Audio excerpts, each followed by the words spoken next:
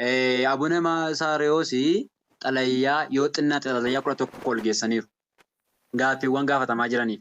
Maaliif jennaan bataskaanonni Oromiyaa keessa jiran. Bataskaanonni Oromiyaa keessa jiran baay'een isaanii cufamaniiru. Warra Oromiyaa keessa jirru beekuu dandeenya ta'a. Warri biyyaan baay'irtan maatii keessan irraas dhaga'uu dandeessu. Maaliif cufamee yoo jettani kaleessa dheengaddaa saba Oromoo miti bataskaana kanan geggeessaa jiru. Gondorii seessaa dhufeeti. Har'a immoo siyaasni Oromiyaa keessa jiru jeeqamnaan bataskaana sana cufee biyya isaatti galeera. Bataskaanni kun immoo cufamuunsaa ani kan hin beeku waggaa 3 ta'e.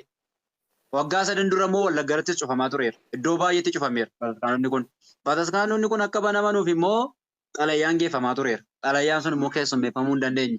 Kana ragaa qabatamaa waan koppiidhaan galchanii qophii isaa Afrikaa qabanidha. Xalayyaan kun deebii argachuu hin dandeenye. Namni biraa immoo biyya biraatii dhufee akka kaleessa dheengaddaa banuu hin danda'u siyaasni biyyattii baay'ee boora'ee waan jiruuf. Inni kun immoo mee sinumti gaafa teessan ilaaltanii baay'inaan bataskaanonni dheengaddaa ayyaanatti miqataa ba'anii coophaa geggeessanii warreen magaalaarra jiranidha. Warreen katamaarra jiranidha. Baadiyyaadhaa cufaatti oole bataskaanni caafoo keessatti margee badaa jira. Waggoota 5-6 kana immoo bataskaanni baadiyyaa dhabameera jedha fudhadhaa. Akka amma callisamee jiru kanatti dhabamee hin jiru jechuudha. Akkasitti amantaa Ortodoksii immoo itti fufa jettanii yaaddu babal'achuu danda'a jettanii yaaddu bataskaanni baadiyyaadhaa dhabamaa deema. Baadiyyaadhaa gara katamaatti dhufa. Katamaa sana booda dhabamaa dhufa jechuudha. Dhuguma amantaa keessaniif dhaabbattan taanaan abboonni muudaman kun akka isaan bataskaanota baadiyyaa keessatti cufamaa jiraniif godinaalee 3-4 kan paappaasiin tokko bulchuu paappaasiin dhabamee miti. Dhiibbaa biraa of keessaa qabaateetti malee. Paappaasiin tokkichi immoo godina 3-4 dhuguma hojii irratti hojjechuu danda'a. Isa kana tilmaamuu dandeessu sinam hojjechuu danda'a. Godinni tokko gandoota meeqa of keessaa qaba? Aanaa meeqa of keessaa qaba? Kana irratti daaqonii fi lubootaa fi qomosoota moloskoota meeqatu ba'aa jira? Isa kana irratti hojjetamaa jira. Paappaasiin tokko godina 3 irratti muudame. Isa kana sirreessuudhaaf xalayyaan gaafatamaa ture. Gad of qabummaadhaan gaafatamaa ture. Deebi'uu hin dandeenye. Deebiin argamuu hin dandeenye. Sana booda keeyyata fetaanegestii keessaa paappaasiin 3 fi isaa olii kadhannaa godhatee soomee episkooposii yookaan paappaasii muuduu danda'a jedha. Isaan kun kadhannaa keeyyata sanarra dhaabbatanii erga murtoon kun itti deemamuu hin dandeenyeeti. Uummanni baduurra lubbuun namaa baduurra jedhanii ejjennoo sana fudhatanii itti deemani. Keeyyata mataa isaa danda'e. Abuna Saaroo Sikkoo barreessaa sanadisii turanii hojiitti baay'inaan gadhiisan malee. Nama bee ani qeequu miti ati qeequu miti yaada irratti kennuu hin dandeenyedha hundi keenya. Aangoon qabnu geggeessaadhaan ta'anis. So namoonni tokko maal jechaa sanyummaadha. Sanyummaatu ta'e maaliif naannolee salganirraa muudu? Silaa beektuu sanyummaa ta'e immoo Oromiyaa qofa keessaa muudu. Oromiyaa qofa keessa. Kan isaan muudan garuu naannolee salganirraadha. Amaaraatti muudameera. Paappaasii Abuna Saaroos muudanii erganiiru. Amaaraa keessa iddoo rakkoon jiru. Iddoo paappaasiin hin jiru. Dabuubitti ergameera. Maaliif waan qabatamaan arganne ofuma lafaa kaanii qabaan agadhiisaa jennu? Maal ta'a waan ta'e teenya dabaafan. Isa kan akkasitti nuti hubattanii gaarii ta'a malee waan isin hin galle keessa seentanii dhallisaa keessumaa ijoollee callisan baay'een filadheen baay'een ajaa'ibsiifachaa ture. Maaliif jennaan bakka wantichi abbootii dhamtee amma kan wal gaafataaru. Jarrumtii walii agalan jedhanii baay'een isaanii callisan. Baay'een isaanii immoo tokkummaa nuu kenni jedhanii kadhatan. Jarrumaan goone gaariima godhani maaliif callisuuma filatan. Kan keenya keessaa warri garuu olutaalanii naqabaan agadhiisaa jechaa jiranii humnatti paappaasii sana qeeqanii qabdanii. Wantoota hundayyuu daftanii keessa seenuun dursa maaltu ta'e jedhaatee adda baafadha.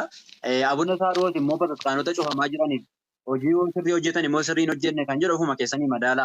Deebiin immoo deebi'uu erga dideetii maaltu yaadamaa jira? Erga kun hin deebi'u ta'eeti bataskaanonni kun immoo baduuf deemu waan ta'eef deebii isaan fudhatan ejjennoo isaan fudhatanii itti deeman kun sirrii moo sirrii miti jettanii ofii keessanii tilmaamtanii waan lafa kaa'uu dandeessanidha kun waan wal gaafachiisu miti jechuudha.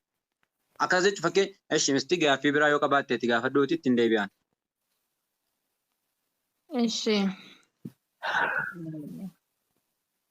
Sinodoosin lama hin jiru wanni sinodoosin lama jedhamu hin jiru nuun jettan amma jechuudha.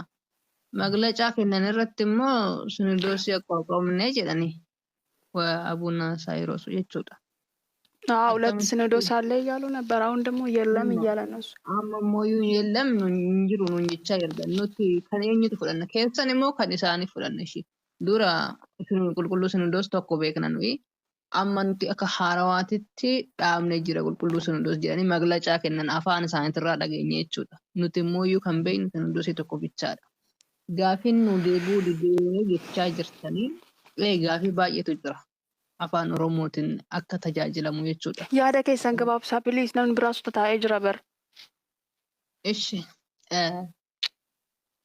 nuti gaafiin akka nu deebi'u hin barbaanna. Garuu Phaaphaasota osoo hin taane baay'ina Phaaphaasotaati miti kan nu barbaannu. Tajaajiltoota barsiistota kan amma karaa baadiyyaa deemee kan barsiisu luboota fi barsiistota malee Phaaphaasoonni amma akka gadi bu'anii haga dakanaa kan deemanii nu barsiisanii miti. Hanga Phaaphaasota shuumatii Phaaphaasota hammana baay'atu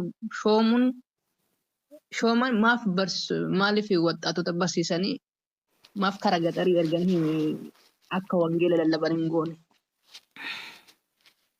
Phaaphaasota afaan Oromoo meeqatu jira? Duraayyuu hin qabna baay'eetu jira.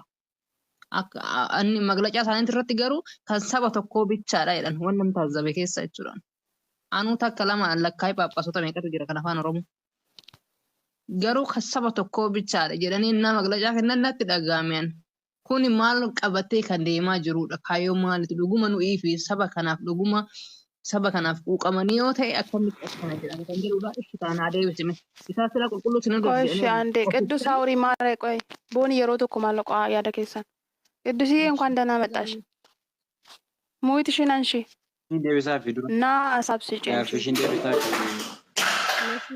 መሲዬ እንዴት አላችሁ? እንዴት ተከበራችሁ? ያያሉ የልብዛየር ቤተሰቦች ወንድሞቼ፣ ምናልባት ዲያቆናት አባቶችም ካላችሁ እህቶችም በሎል እግዚአብሔር ስም እንደምንቆያችሁ እንዴት አላችሁ? ይቅርታ በሰላምታ ወደ ኋላ መልሳችሁ አልፈልግም። ወደ ሀሳባችሁ ቀጥሉ። መሲዬ ተራይ ሲደርስ አወራለሁ፣ ችግር የለውም። እነሱ ስለሚቀድሙኝ ይቀጥሉ። ቋንቋው ሙሉ በሙሉ ባይገባኝም ውስኑ ስለገባኝ መንፈሴንም ደስ ስላለው ነው ወንድማችሁ የተናገረው ነገር። ከሌላ ቦታ ልቤንም የማርጎኝ የመጣሁት እናንተን ሳይ ደግሞ እግዚአብሔር ይመስገን ትንሽ ተጽናናሁ። እንዴት እንደወጣው አልቀረውም። እሺ መቀጠል ትችላላችሁ። ተራይ ሲደርስ ጀምራለሁ እኔ። እሺ ማማ ቦኒ አመዱባዱ ዲጋ እሺ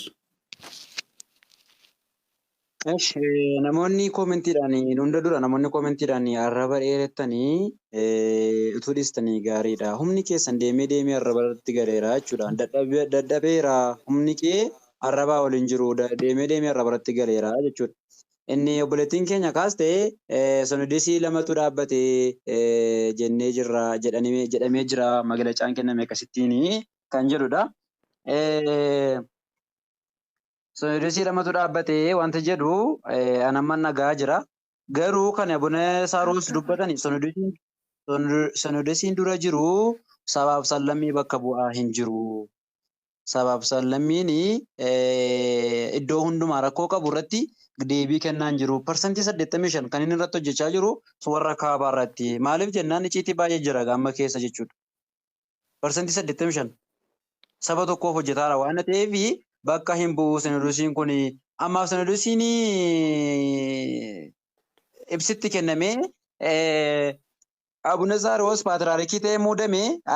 Ani Abuna paatriyaarikiidha. Kana booda Sinodosii ana jalatti hoogganamaa wanti jedhu ibsa akkasii kennameera. Ibsa akkasii dhageessaniittu isin. Barsiisaa Daani'eel gadhiisanii jiru. Anuu argeen jiraani booni. Barsiisaan Daani'eel gadhiisee jiraani jechuudha. Paatriyaarikii filannee namna jedhee gadhiisee jira. Singalee peejii isaa ilaaleen jira. Isaa peejii barsiisaa Daani'eelis qabaanis hordofaan jira waan ta'eef paatriyaarikii fi Sinodosii adda baafadha. Paatriyaarikii fi Phaaphaasii.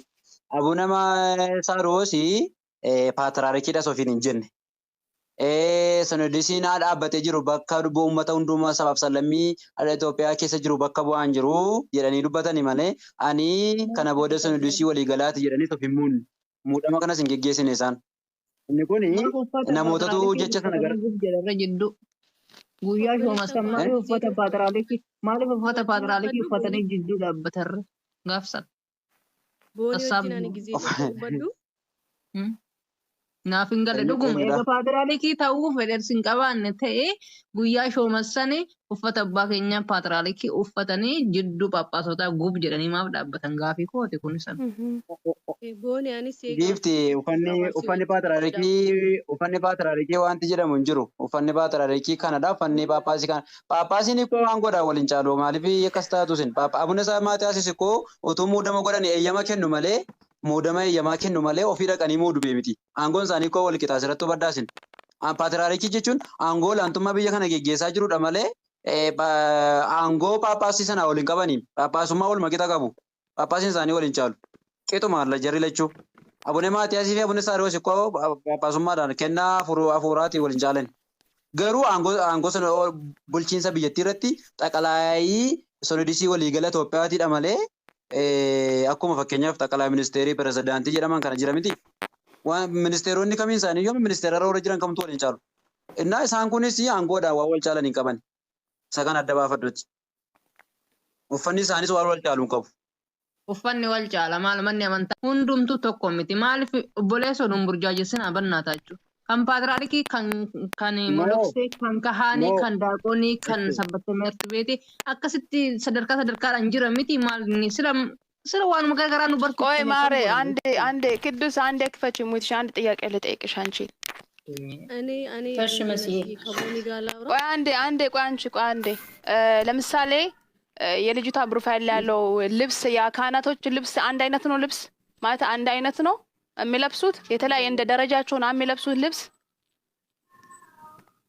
አዎ ግን ጳጳስ በሀገረ ስብከቱ የሚለብሰው የክብረ በዓል ልብስ አለ። በእርግጥ ይሄን አይደለማ የፓትርያርኩ የፈዳ ከንዳቆኒ ፎቶ ቦሌት ያገፈ አበዛ ያገፈ ከንዳቆኒ ዳቆኒ ከምትሳዩ ወልፈቃታፈት ከንቄሲ ቄሲን ከምትሳዩ ወልፈቃታፈት kan barsiisota fakkeenyaaf sabaakee jechuudha. Sabaakiinis uffata wal fakkaataafata. Phaaphaasiinis wal fakkaata. Phaaphaasneetiidhaan waliin caalanii በአማርኛ ቢሆን በማርፋ አንደበድም ይቦን ያስረዳን ቅዱስ አማርኛ ስለሚሰማ ነው። ግን ሙሉ እኔ ኦሮምኛ አንዳንዱ ነው እንጂ የሚገባኝ ሙሉ ለሙሉ አይገባኝም። ይኸውልሽ እሱ የሚለው አሁን ቦኒ የሚለው ምን መሰለሽ?